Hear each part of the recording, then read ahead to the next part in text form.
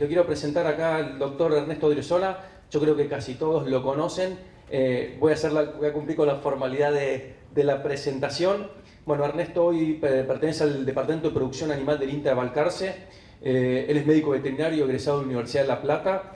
Tiene su Philosophy Master en la Universidad de Waikato, en Nueva Zelanda. Y actualmente él está como investigador de patología veterinaria en el área de producción animal. Es profesor asociado en el curso de clínica de grandes animales de la Facultad de Veterinaria, de Tandil, y director del curso de residencia en salud animal dictado por profesionales veterinarios. Además es responsable del servicio de diagnóstico especializado en el INTA de Balcarce. Bueno, buenos días. En primer lugar quiero agradecer a los organizadores de este evento que me dan la oportunidad de estar hoy frente a ustedes. La idea es presentar, primeramente vamos a ver la estadística del servicio de diagnóstico. En INTA Balcarce funciona un servicio de diagnóstico directamente ofrecido al productor a través del veterinario de la actividad privada. Este servicio es realmente muy largo en el tiempo, es decir, ha funcionado desde el año 1969. Ahí ustedes pueden ver la casuística que nosotros tenemos registradas desde esa época. Estamos cerca de los 40.000 casos ya registrados. Si bien es cierto, la estadística a ustedes les va a dar una idea de cuáles son las patologías más comunes que nosotros vemos a lo largo del tiempo y específicamente en feedlot.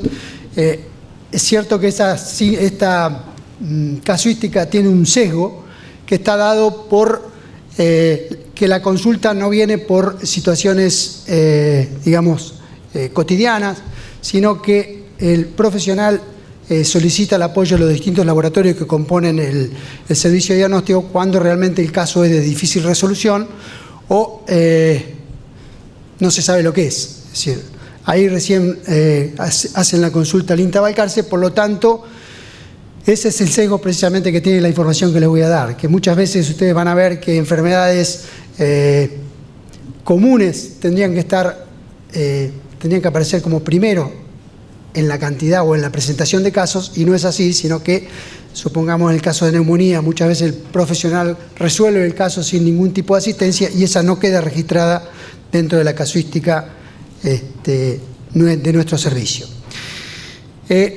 En cuanto a la patología del feedlot, nosotros el primer caso o la primera consulta que nosotros tenemos registrada fue en el año 95. Ahí empezó realmente la solicitud del profesional de actividad privada para verificar las causas de mortandad o baja producción en un feedlot. Y realmente en ese momento nosotros no sabíamos con lo que nos íbamos a encontrar. Es decir, era un sistema nuevo en el cual pensábamos que iban a aparecer nuevas patologías o un cambio de presentación en las que ya teníamos registradas, y en parte fue lo que pensamos y en parte no. Es decir, hay muchas nuevas patologías ligadas al feedlot y ustedes van a ver en las diapositivas siguientes que más que al sistema de producción están ligadas a la mayor intervención del hombre. Al haber una mayor intervención del hombre hay posibilidades de errores que hacen que en definitiva aparezcan nuevas patologías.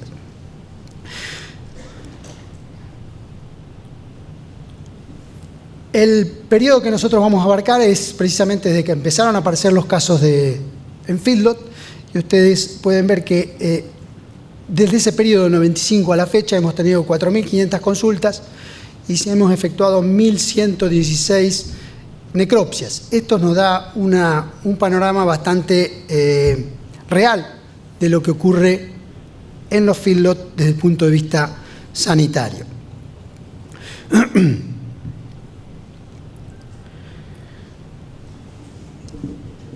Esta es la tendencia de las causas de las etiologías o de las consultas año por año. Ustedes ven que el número de consultas es cada vez mayor en feedlot. Ustedes ven ahí picos de consultas y cuando nosotros tratamos de buscarle la explicación, el pico máximo de las consultas de problemas en feedlot se dio alrededor del 2009 con una sequía fuera de lo común, que obligó a gente que no estaba acostumbrada a hacer encierros a hacerlo. O sea, a veces sin el asesoramiento adecuado, a veces sin los cuidados correspondientes, y ahí hubo como una explosión de causas sanitarias y por ende de consultas. Cuando nosotros analizamos la casuística, vemos que acá es una información que siempre nos cuesta dar, que son la cantidad de casos que nosotros no podemos resolver. ¿Sí? Tomando esta casuística, vemos que prácticamente un cuarto de las consultas, una de cada 4 consultas, no tenemos respuesta. Tal vez esté sobredimensionado este aspecto, ya que aquí entran las que realmente no sabemos qué son, que no son pocas las causas, pero también entran, supóngase que llega una muestra solicitando un cultivo de Histophyllus, el cultivo de Histophyllus da negativo y eso pasa a ser indeterminado. Y que realmente es indeterminado, pero tiene un sesgo que para nosotros explica por qué esa cantidad de indeterminado llega a un 23%, que realmente cuando uno lo mira en el análisis es una cifra bastante elevada. Cuando dividimos las causas de problemas sanitarios por grupos, es decir, parasitarias, tóxicas, infecciosas y metabólicos, nos encontramos con la primera sorpresa. Es decir, fíjense que prácticamente las tóxicas, las infecciosas y las metabólicas se llevan la gran mayoría de los casos, donde en un planteo común, que no sea de encierre, las infecciosas son claramente las que producen la mayor cantidad de consultas y pérdidas. Tiene su explicación y para mí pienso que las tóxicas tienen acá 2 razones por las cuales están compartiendo el primer lugar en cuanto a solicitud de asistencia. Una es que en general nosotros los veterinarios no tenemos una buena preparación para encontrar la toxicidad. Es decir, dentro de las enfermedades las tóxicas siempre son, no sé si salimos mal preparados de la facultad probablemente, pero son las que más nos cuestan diagnosticar. Y otra, que lo vamos a ver en los cuadros siguientes, es que en la parte tóxica es donde se pueden llegar a observar la mayor cantidad de errores de aquellas personas que son las encargadas de la distribución de alimentos, de preparación de alimentos, y que eso hace que aparezcan intoxicaciones que en otros sistemas no se ven. Entrando a las causas de origen metabólico, la principal causa de consulta que tiene el servicio de diagnóstico es la polioencefalomalacia. Es un cuadro nervioso donde los animales tienen una manifestación clínica muy fácil de reconocer, pero difícil de saber su etiología. La polioencefalomalacia es una enfermedad que además vamos a tener un incremento casi con seguridad en los años siguientes, ya que se están implementando como sustitutos de ciertos alimentos, se están utilizando sustancias que, por ejemplo, la burlanda, que es muy rica en azufre, entonces, y el azufre, el exceso de azufre promueve la presentación de la polioencefalomalacia. O sea que nosotros esperamos que esta sea una enfermedad que venga en aumento dentro de la casuística. Aquí ven, si uno realmente hiciera un análisis correcto de esta información, que la acidosis está subestimada, probablemente sea dentro de las causas metabólicas la causa principal de consulta. Lo que pasa es que la acidosis es bien manejada por el profesional de actividad privada y no necesita apoyo de los laboratorios para confirmar el diagnóstico. Los de balance minerales están relacionados a aquellos filos donde no se maneja bien el tema de los núcleos o directamente no se usan núcleos, y ahí aparecen patologías que por el cuadro clínico resultan complicadas de diagnosticar, pero terminan siendo un mal manejo de los minerales. Dentro de las infecciosas, claramente la neumonía, con sus múltiples factores predisponentes y desencadenantes, es la afección que resulta continuamente solicitada su asistencia para confirmar, sobre todo para realizar antibiogramas y poder realizar el tratamiento con una droga específica que actúe sobre el agente causal del problema respiratorio. Parásitos es un rubro que prácticamente no tenemos consultas. Las que se dan son por los casos de coccidiosis y generalmente asociadas a cuadros nerviosos que resultan algo más complicados para llegar al diagnóstico. Y en las tóxicas claramente hay una causa que se escapa a todas y que es la intoxicación con ionóforos. Sí, y esto es a lo que yo me refería inicialmente con respecto a las tóxicas, y con respecto a la intervención del hombre en el sistema de producción, de alimentación. Aquí vemos la monensina como la principal causa de mortandad y de consulta, y la vemos en los ámbitos más diversos en cuanto a la causa en sí. Sí, tenemos problemas en el núcleo, por suerte son pocos, tenemos problemas en el mezclado del núcleo, hemos tenido problemas con monensinas de distintos orígenes, de otros países, por ejemplo, que venían en otra proporción, en otra concentración y produjeron mortandad. Sistema de mezclado excesivo, cuando se usa mucho tiempo el mixer se producen intoxicaciones, cuando se usa poco tiempo se producen intoxicaciones. O sea, lo más variado que ustedes se pueden imaginar son las consultas que derivan en la etiología en sí de la intoxicación con monensina. Es decir, la monensina es la que produce la muerte, pero hay un mal manejo previo que lleva a esa situación límite. Cuando ponemos todas las causas, las infecciosas, metabólicas, tóxicas y parasitarias, nos encontramos con que la monensina lejos es la mayor causa de muerte dentro de lo que son los sistemas de encierre o feedlot.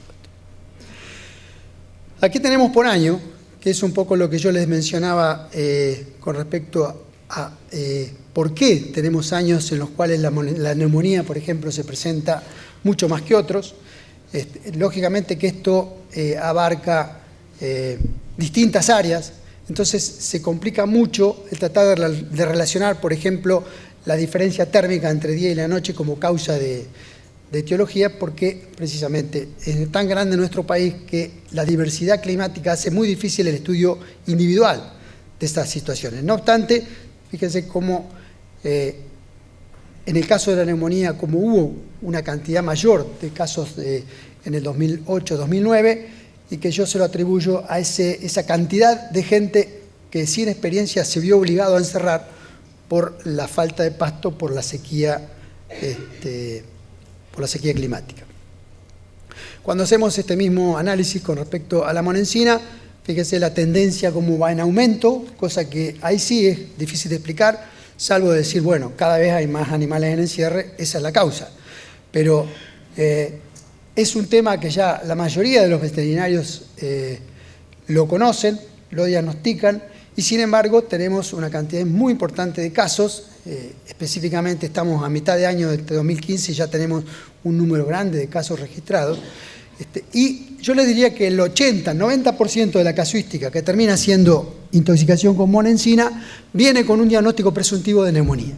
Si la consulta del colega es, tengo una neumonía que no puedo parar, aún aplicando los antibióticos y los antibiogramas correspondientes, y lo que pasa es que acá la neumonía tiene una causa de base, que es la falla cardíaca por la monensina, y la expresión clínica precisamente es la neumonía. Por eso es que no se puede parar con antibiótico y todos los afectados en general terminan muertos. Polio, es lo que les decía anteriormente, es otra patología que está en la línea fija que muestra la tendencia, claramente en aumento, y esto es por, bueno, en algunos casos ni siquiera sabemos por qué. Sí, sabemos que hay una carencia de tiamina y puede ser carencia natural de los alimentos que estamos usando, puede ser que alguno de los alimentos tenga tiaminasa, que están destruyendo la tiamina, o lo que decíamos hoy, la competencia con el azufre. El azufre es un elemento que, superando el 0,4% de la totalidad de lo que está ingiriendo el animal, sólido y líquido, si llega a esa cifra, es una dieta proclive a presentar polioencefalomalacia. La acidosis también tiene una tendencia ascendente, con pico prácticamente en los mismos años. Y el desbalance mineral con el núcleo es lo que yo les decía, tuvo su pico en ese momento de encierro masivo y después se ha mantenido prácticamente estable. Bueno, pasando a la segunda parte de la charla, acá vamos a situarnos en la situación real de entrar en un feedlot y ver signos clínicos. Ver signos clínicos, tratar de pensar cuál puede ser la etiología de esa signología clínica Y muchas veces nos quedamos en lo simple y que no es tan simple. Si supongamos, arrancando con la signología respiratoria, nosotros vemos un animal con un cuadro respiratorio y inmediatamente nosotros pensamos esto en neumonía, ¿cierto? Un animal que tiene una expresión clínica muy clara, que es un animal que respira por la boca, con la boca abierta, con la lengua afuera, con a veces protrusión de la lengua, si hacemos una observación del animal, tiene una mirada realmente ansiosa, casi con desesperación, busca oxígeno, y lógicamente este es un cuadro terminal, ¿no es cierto? Hay babeo, a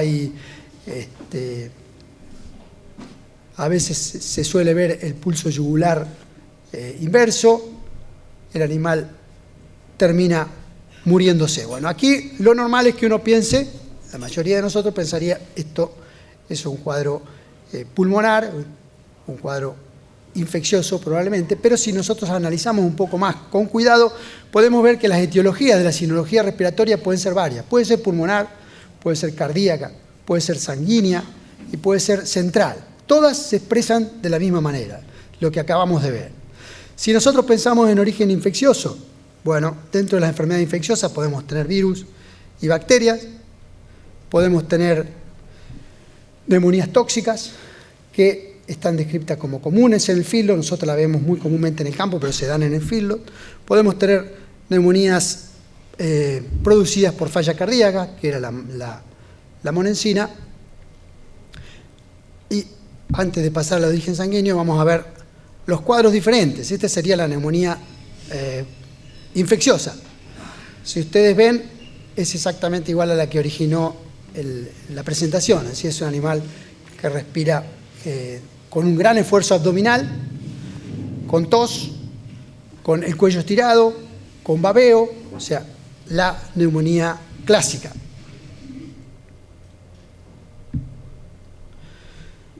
Pasemos a la cardíaca, neumonía o un cuadro clínico respiratorio producido por una falla cardíaca, o sea, la monensina.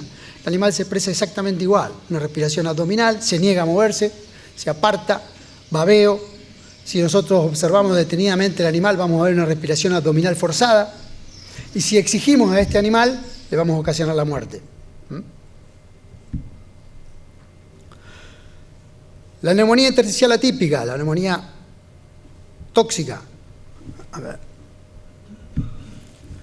que es la que nosotros conocemos en el campo cuando, bueno, van a tener sonido exagerado, cuando vemos que el animal cambia de alimentación rápidamente, se produce este fenómeno que se da muy comúnmente en los feedlots. Acuérdense que en el caso del feedlot no se sabe exactamente cuál es la etiología, pero el cuadro clínico es igual.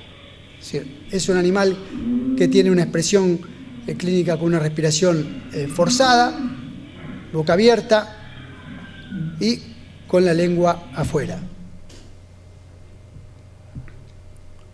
La sistémica, que es un cuadro que está ligado a la alimentación. Acuérdense cuando, en este caso no porque el maíz está barato, pero cuando el maíz se adquiere mayor valor, se utilizan algunos sustitutos, entre ellos uno que es vector de Clavice purpurea, un hongo que produce una traba en el aparato termorregulador a nivel central y que se traduce con signos como si fueran de neumonía, es decir, un animal con la boca abierta, con la lengua afuera, y sobre todo, en este caso, es difícil que mueran, a menos que haya una temperatura ambiente superior a los 30 grados, pero van a tener una merma en la ganancia de peso que no le van a encontrar explicación. Es decir, nosotros hicimos ensayos donde la ganancia de peso disminuía hasta en un 50% cuando el animal estaba consumiendo Clavice purpurea mezclado en el afrechillo. El afrechillo de trigo es un vector muy común. Este año, mejor dicho, el diciembre pasado, hubo una enorme cantidad, un ataque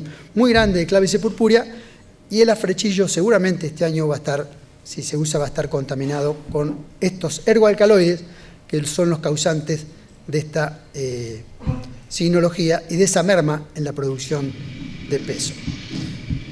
Déjeme volver para atrás y nos ordenamos. De origen sanguíneo. Esto no es tan común, pero sí lo quería traer a cuenta porque estamos teniendo un notable aumento de anaplasma en la provincia de Buenos Aires.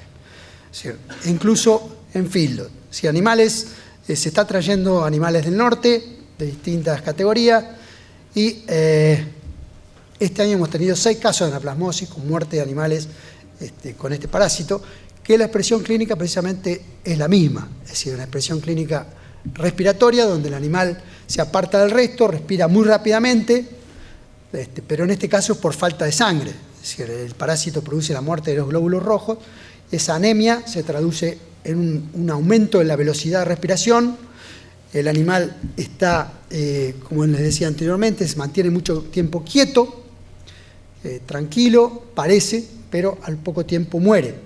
Nosotros con un simple análisis sanguíneo, haciendo un hematocrito y haciendo observación clínica que tiene las mucosas amarillas, vamos a poder llevar al diagnóstico.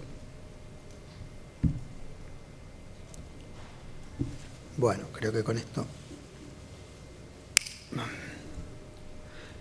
El origen central ya lo vimos, que es el Clavice purpúrea.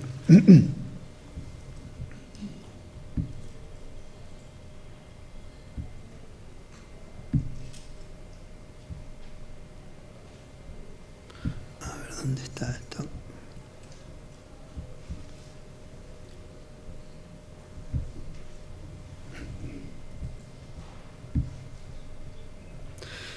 ¿En qué nos apoyamos para diferenciar todos estos cuadros clínicos? En la necropsia. La necropsia es una herramienta clave para saber la etiología, o por lo menos sospechar la etiología que están padeciendo los animales en un feedlot. Yo no sé cuánto tiempo va a pasar, pero yo pienso que si el precio de la carne lo permite, en cada feedlot tendría que haber un veterinario dedicado a abrir todos los animales que se mueren. Si uno pudiera llevar un registro de las patologías que encuentran en un feedlot, eso nos permitiría sin duda ahorrar un montón de plata, porque sabemos cuáles son las patologías que nosotros tenemos y precisamente hacer los tratamientos sobre esos diagnósticos realmente certeros. Esa herramienta es la necropsia, que es laboriosa, tediosa, que requiere cierta experiencia para el reconocimiento de las patologías, pero yo creo que a la larga eso tiene que llegar. Volviendo a los cuadros respiratorios, ahí tenemos una neumonía clásica donde se puede llegar a ver cierto exudado con cambio de coloración del pulmón, con fibrina. Esta sería una neumonía grave. Dentro de las neumonías la fibrinosa es mucho más grave que la purulenta. Probablemente esta esté ocasionada por una mangemia o por un histófilo. Eso ya es orientativo del diagnóstico y nos permite ir tomando medidas. Aquí tenemos otro cuadro neumónico similar, donde uno se basa no solamente en la observación del pulmón, sino en el tacto. Es decir, uno puede ver un pulmón congestivo, pero cuando va a palparlo está blando, está fofo. Eso es menos grave que si nosotros estamos palpando un pulmón totalmente consolidado, como sin duda sería este que estamos viendo acá, donde el aspecto ahí del pulmón nos está indicando que hay un proceso de hepatización, que eso es terminal.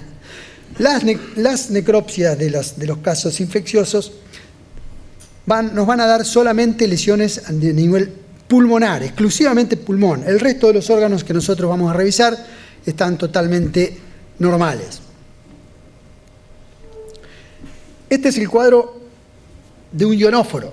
Si ustedes observan, el color del pulmón no tiene nada que ver. Es un pulmón con color normal, aunque su estado es anormal. Es decir, el color es normal, pero si nosotros levantamos ese pulmón, va a estar muy pesado, va a haber líquido en su interior, va a haber edema y enfisema, y en la cavidad torácica vamos a ver líquido. A ver, no sé si cuál es el... Va a haber líquido que nos está indicando que ahí la falla no es pulmonar, sino que es cardíaca. Volvemos a ver el mismo cuadro, una cavidad torácica llena de líquido, al igual que la cavidad abdominal. El aspecto del hígado está alterado. Fíjense el edema que se observa alrededor de la vesícula biliar, el primer sector del duodeno. Eso nos está indicando que esa patología es de origen tóxico. Ahí volvemos a repetir el cuadro del edema. Y el hígado tiene un aspecto muy particular. Si ese puntillado que ustedes pueden observar nos está indicando que hay una alteración muy importante, generalizada de la lesión, y que en este caso se debe a un mal funcionamiento cardíaco. Hay anoxia, falta de oxígeno y muerte de los hepatocitos que están dentro o alrededor de la vena centrolobulillar. Ahí vemos nuevamente el aspecto del hígado. Esto es, siempre que uno ve puntillado hemorrágico en el hígado, tiene que pensar en un agente tóxico, exclusivamente tóxico. Después habrá que ver cuáles. Y también el pulmón está alterado. Si ustedes ven en esta fotografía, ese pulmón cuando lo levantamos está pesado, está lleno de líquido, y estos son los septos en donde se encuentra el edema. Eso es típico de una intoxicación con ionóforo. También puede haber otras patologías que lo dan, pero eso es muy orientativo si nosotros venimos viendo las patologías previas que yo les describí. Fíjense que ahí los septos estaban color oscuro, acá están claros, ahí también hay edema. ¿Cuál es la diferencia con la foto anterior? El tiempo de muerto. Si nosotros sacrificamos un animal muerto por monensina, lo más normal es que veamos esos septos color claro. Si pasa el tiempo, la hemoglobina tiñe el edema y lo que vemos es un edema color rojo. Pero esa lesión es muy importante que ustedes lleguen a reconocerla, porque si nosotros tenemos necrosis, es decir, puntillado hemorrágico, y tenemos un pulmón con estas características, lo más probable es que se trate de una intoxicación con ionóforo. Otro hallazgo, el edema en el diafragma. Acuérdense ustedes que la monensina actúa sobre los músculos de mayor actividad, y entre ellos está precisamente el diafragma. Ese edema es de suma importancia como hallazgo de necropsio para poder confirmar el diagnóstico. Y este es el órgano que produjo toda la patología que vimos. Y es precisamente el que menos expresivo macroscópicamente a la necropsia. Si nosotros vamos a ver un cambio de color dentro de lo que es el miocardio, pero es bastante subjetivo. Es decir, no siempre ese cambio de color se traduce en una lesión de monensina. Resumen de las lesiones: en este caso tenemos un cuadro respiratorio clínico, pero cuando hacemos necropsia tenemos lesión pulmonar, lesión hepática y lesión cardíaca, cosa que no veíamos en la neumonía infecciosa. Este es un pulmón de una neumonía intersticial atípica, faux fiber, como la estudiamos mucho y que ahora se le llama edema y enfisema pulmonar agudo, EPA. Acá también la lesión exclusivamente es pulmonar, es un pulmón muy pesado, indistinguible del de monensina, es igual, hay enfisema y hay edema, pero la lesión se circunscribe al pulmón nada más. No tenemos nada más que lesión pulmonar. Tranquilo, Doc, 5 minutos más. Listo. ¿Ya terminamos? No, 10 minutos. Vamos apurando. La neumonía tóxica, entonces, bueno, voy a apurar porque si no me va a quedar la mitad de las cosas sin decir. Ahí vemos el edema y el enfisema pulmonar.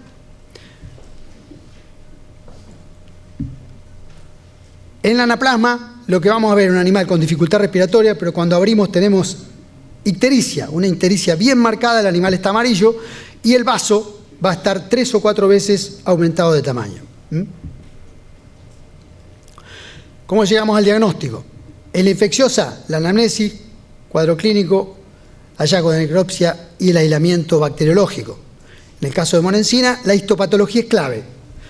Ustedes, si mandan corazón, hígado y pulmón a hacer un análisis histológico, el diagnóstico está en ese estudio histopatológico. La neumonía tóxica o el EPA, también la histología es fundamental. Acuérdense que la histología es una herramienta muy barata para llegar al diagnóstico. El inconveniente es que tarda, pero es totalmente confiable en sus resultados. Y anaplasma, lo que debemos recordar es el frotis sanguíneo. Si nosotros hacemos un frotis sanguíneo, vemos el anaplasma dentro de los glóbulos rojos y podemos confirmar el diagnóstico. Los tratamientos. La infecciosa, el antibiograma y reapartar los animales afectados con tratamiento individual. En la de monensina no hay tratamiento, todos los afectados se mueren.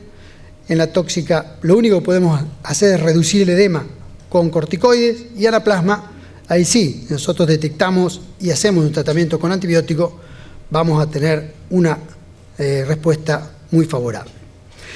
Acá no hay expresión clínica, lo que hay es muerte súbita. Muchas veces nos encontramos con este panorama que realmente no es agradable,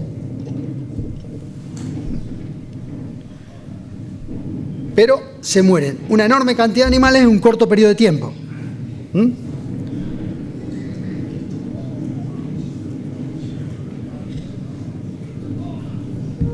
¿Qué puede producir esto? Generalmente son causas tóxicas. Causas tóxicas que puede estar dada por un mal manejo de la urea, o la otra causa pueden ser los oxalatos. Esto es una intoxicación con urea. 45 minutos posteriores a dar el alimento, se mueren todos los animales. Eso es importante que ustedes lo recuerden. Es decir, muerte súbita, masiva, al corto tiempo de 45 minutos a 1 hora de post dada del alimento, sospechen inmediatamente de urea.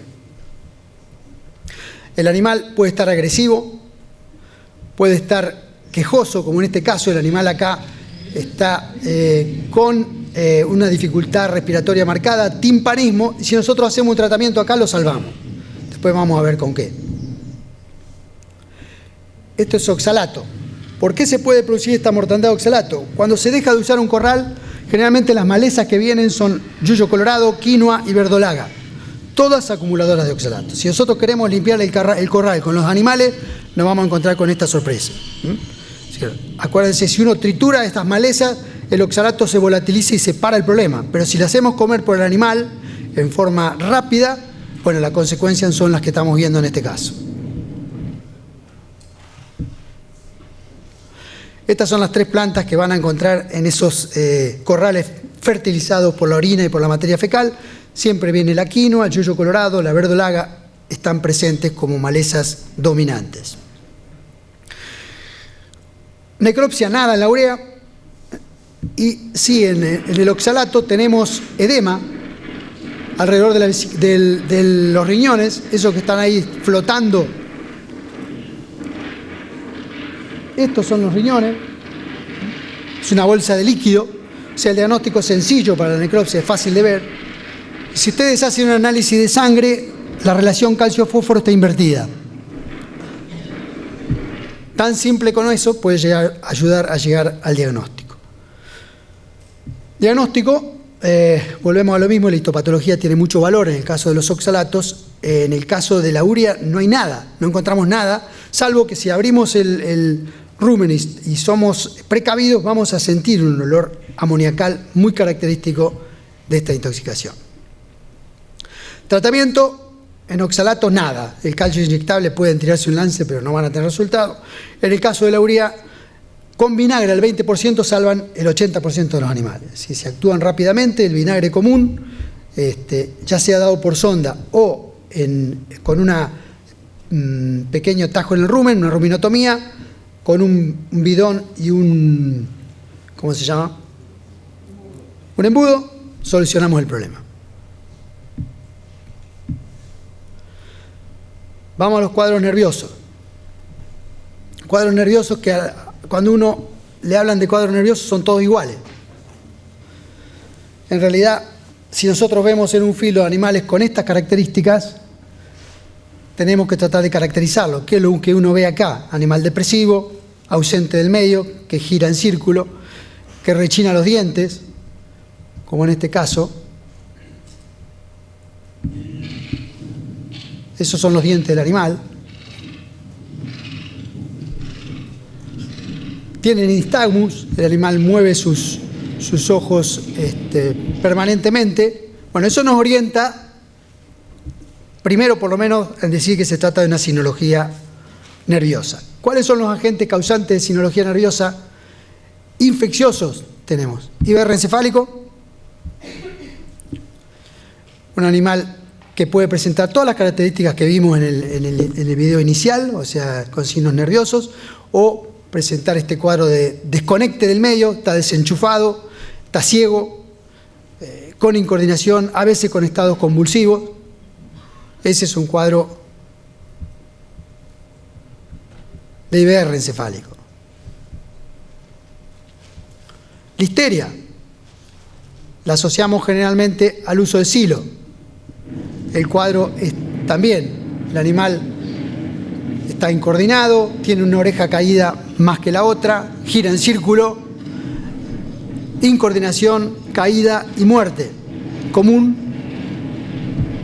a las alimentaciones con silo. Otro cuadro, que se los quiero presentar, no es común en esta zona, pero alerta con esto, que es rabia. Tuvimos un caso ahora en Córdoba. Acuérdense que si traen animales del norte, el periodo de incubación de la rabia es de 3 a 4 meses. O sea que uno puede traer un animal portador del virus de la rabia sin ningún tipo de expresión clínica y manifestarse acá. Acá estaba ligado a vampiros. Fíjense que el animal camina con incoordinación y con la nuca torcida. Pero puede tener el mismo cuadro que IBR, uno puede confundirse rabia con IBR tranquilamente. Si cualquier cuadro nervioso, si son animales del norte, uno tendría que tomar la precaución de enviar la cabeza al Pasteur para que nos confirmen o nos eliminen el diagnóstico. Ahí volvemos a ver el mismo animal, fíjese cómo camina con el cuello totalmente torcido.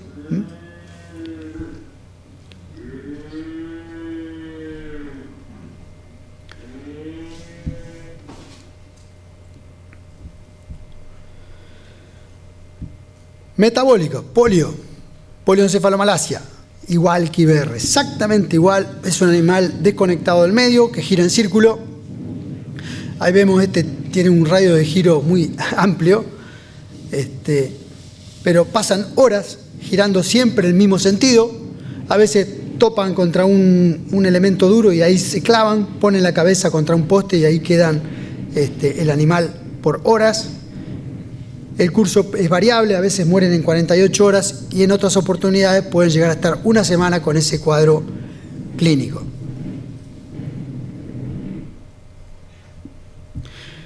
Este es cuando el núcleo es de mala calidad o cuando no se da núcleo. Ahí aparece esta sinología clínica.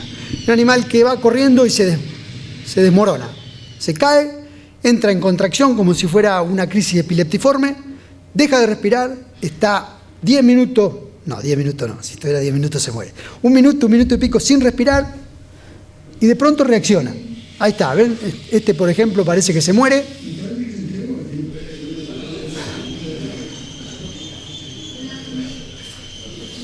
Fíjese todo el tiempo que está sin respirar, ¿eh? Y de pronto arranca otra vez. Ahí está. Se para y se va. Bueno, eso es cuando, espere que no me vaya a adelantar, eso es cuando el núcleo, es decir, cuando la alimentación está muy desbalanceada, calcio y fósforo, que son la mayoría de las comidas de feedlot, y no se suplementa con un núcleo de buena calidad, aparece esta sinología clínica que puede llegar a matar un número importante de animales.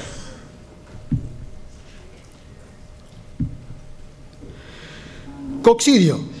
Ustedes saben que el coccidio hay un porcentaje alrededor del 30% que tiene manifestación clínica, además de la diarrea, como la que están viendo ustedes en el video, diarrea con moco y con sangre. Fíjense que parece que estuviera defecando parte del intestino. Eso es fibrina. Es una enteritis muy grave que a veces puede estar o no teñida con sangre, a veces que directamente defecan sangre, y un 30% de los animales se manifiesta clínicamente con estos signos nerviosos. Un animal que afloja del tren anterior y se cae. A veces quedan en posiciones muy incómodas que pueden hasta asfixiarse. Si nosotros hacemos un tratamiento temprano, tenemos probabilidades de salvar el animal. Si no, se mueren. Clorados. Los clorados tienen una sinología siempre igual.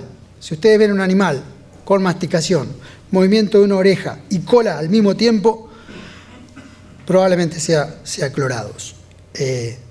Hemos tenido varios casos, a veces accidentales, otras veces por tratar una alfalfa contra la isoca con los animales sobre el mismo potrero, se produce la muerte. Alimentos, en el caso del filo, alimentos contaminados con o guardados en un galpón cerca de los clorados pueden llegar a producir este tipo de intoxicación. Entonces fíjese qué movimiento extraño tiene el animal, siempre igual. No hay antídoto, si el animal que está enfermo, el animal que se muere. Este caso en particular mató toda la reposición de un tambo, por ejemplo, toda, se la mató, no supimos nunca de dónde entró el clorado, pero esa es la sinología clínica que presentan. Bueno, me fui al diablo.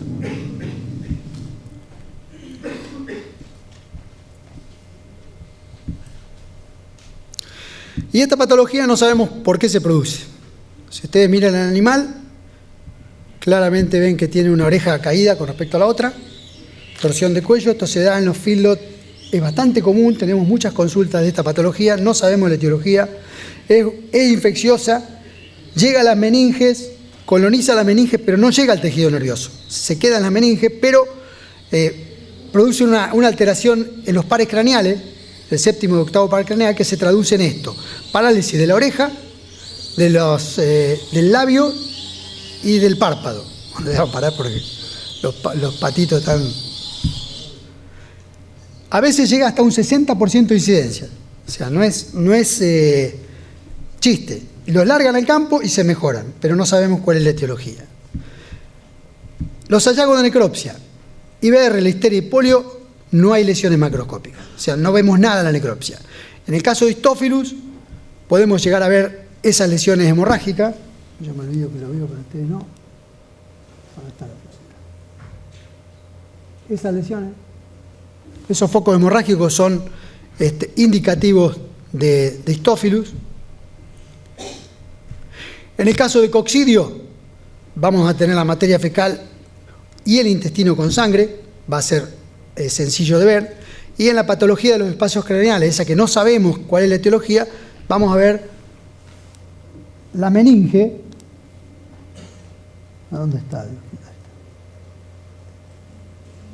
Con una capa purulenta, que es la que comprime la meninge, y precisamente es la que se traduce en esa sinología de la oreja caída.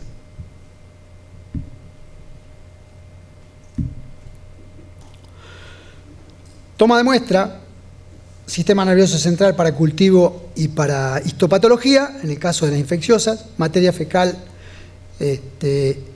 para coccidio, sangre para los desbalances metabólicos, y en el caso de polio contamos con una herramienta muy útil para el diagnóstico, que es esta lámpara, que en 2 minutos tenemos el diagnóstico. Es decir, cuando uno mira un tejido fresco, un cerebro, en esa lámpara se produce una refringencia de la zona necrótica que a nosotros nos permite confirmar el diagnóstico en forma inmediata y con un bajísimo costo. Bueno, los resultados de laboratorio, en el caso de IBR, listeria y Histophilis, las lesiones y el aislamiento. En polio, esa coloración que nos va a dar la lámpara de Wood y la histopatología. Coccidio, materia fecal con arriba de 10.000 ooquistes.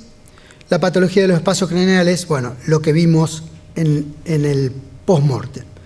De balance calcio-fósforo, el calcio va a estar bajo, el fósforo va a estar elevado. Eso es un cerebro de listeria con microabscesos. Esto es un cerebro de polioencefalomalacia con las células de Gitter, que son macrófagos, que son estos que están acá, que son células que están fagocitando el tejido muerto. Y esto es como se ve un cerebro con polioencefalomalacia. Todo ese borde que ustedes ven que refringe, todo esto, es tejido muerto, producto del exceso de azufre o de la carencia de vitamina B1. Coccidios se ven en la histología. Ahí vemos los coccidios, esos redonditos que ustedes ven ahí son los ooquistes. Esos. Asociado al conteo de la materia fecal, nos va a dar el resultado final. Y así como se ve el cerebro con esta célula gigante, eso que se ve al medio es una célula gigante, eso, que es la lesión característica de la patología de los espacios craneales. Ya terminamos, no te asustes. IBR, preventivo, 2 vacunas, resultado... No esperemos la gran solución, pero vamos a disminuir los casos. En caso de listeria, antibiótico, si la agarramos a tiempo. La mayoría de los casos son mortales. Lo mismo para Histophilis, a base de antibiótico. Polioencefalomalacia, esto es casi mágico. Parece el aloe vera. Uno le da la tiamina y el animal está pataleando y se levanta y se va. Es espectacular el resultado que da. Pero hay que darlo 5 veces cada 3 horas. O sea, es medio tedioso el tratamiento, pero el resultado es realmente es excelente. Coccidio, lo recomendado es el toltrasuril, porque hay que dar una sola vez, pero cualquier sulfa anda perfectamente en el control. Y patología de los espacios craneales, lo único que hay es sacar los animales de feedlot, porque no hay tratamiento alguno. Bueno, creo que con esto hay el desbalance con calcio. Bueno, con esto terminamos la presentación. Si tienen alguna pregunta.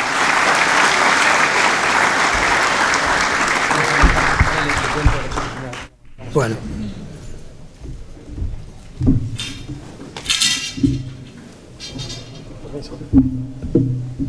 Bueno, hola. Dame ese, a ver, Ale. No, sí, yo voy abajo. Tranquilo, quédate acá y yo... Bueno, Ernesto, muchísimas gracias. Vamos a hacer lo siguiente. Les cuento un poco cómo esto dinámico de ir modificando. La idea es, Ernesto va a estar toda la tarde con nosotros. Vamos a hacer 3 preguntas ahora. Le voy a dar el micrófono a 3 personas que me levanten la mano que tengan una pregunta bien concreta.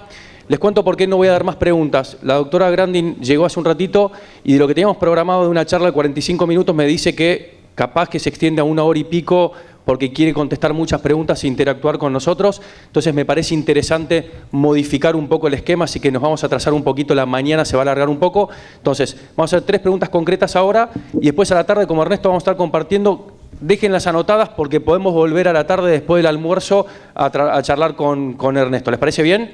Bueno, acá ya tengo una pregunta, vayan pensando y vamos a... Ernesto, te lo dejo acá para que te vayan preguntando. Presentate, así te conocen todos y de dónde sos, así también se ubican un poco geográficamente y después te dejo la pregunta. Sí, Salvador León de Río Cuarto, médico veterinario, médico afito fundamentalmente.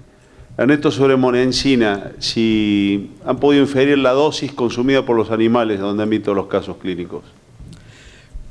Perdón, no te entendí bien la pregunta. En monensina, ¿se han podido inferir o detectar qué cantidad de monensina habían comido los animales? Con 30 miligramos por kilo de peso es mortal.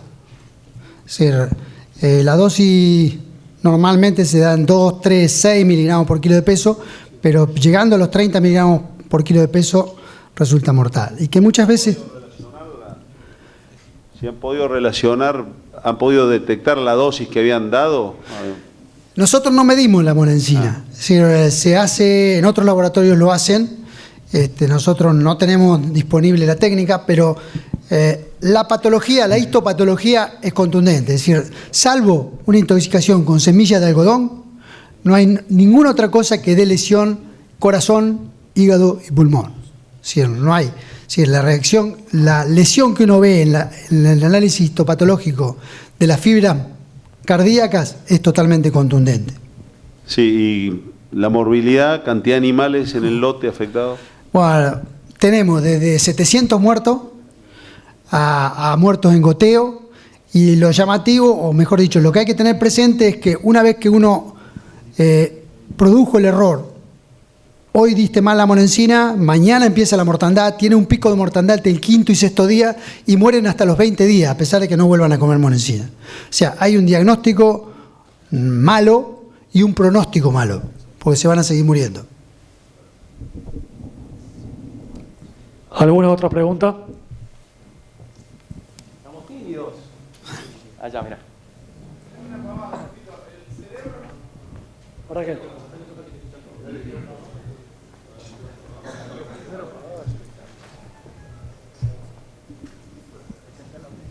Sí, buen día. El cerebro para polioencefalomalacia, para la lámpara de Wood, ¿es en fresco, en formol? ¿Es lo mismo? Es en fresco. Es decir, si te olvidaste y lo pusiste todo en formol, nos sirve también. Pero lo ideal sería que mandes medio hemisferio en formol y medio hemisferio fresco. Refrigerado, nada más, ninguna otra cosa.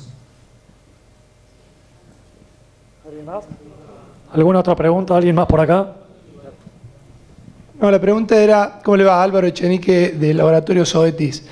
A mí me gustaría saber si la incidencia de micoplasma, que no se habló dentro de las infecciosas, acá en Argentina hay referencia, o si hay casos, si hay hallazgo. Sospechas. Es decir, en INTA Rafaela, creo que es Rafaela, Ya hay trabajos hechos sobre el micoplasma. Nosotros no hemos visto, histológicamente hemos sospechado de micoplasma, pero no tenemos técnica y es muy difícil el aislamiento del micoplasma.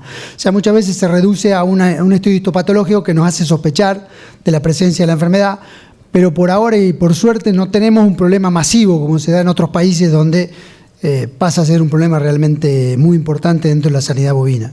Todavía eso no lo hemos detectado, sí en algunos casos hemos sospechado de la presencia de micoplasma. ¿Quién más? ¿Alguna otra pregunta por acá?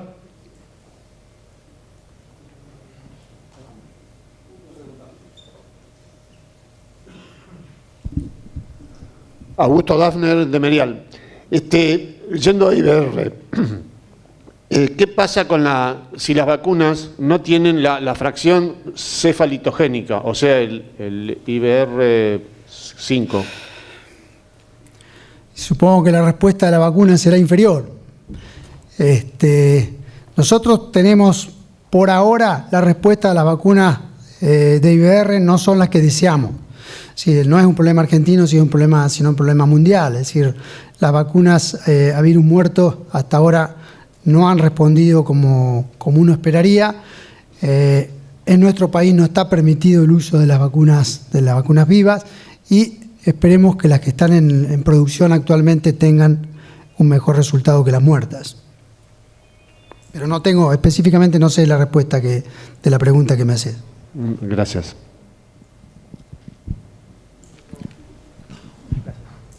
Bueno, un aplauso grande, Ernesto.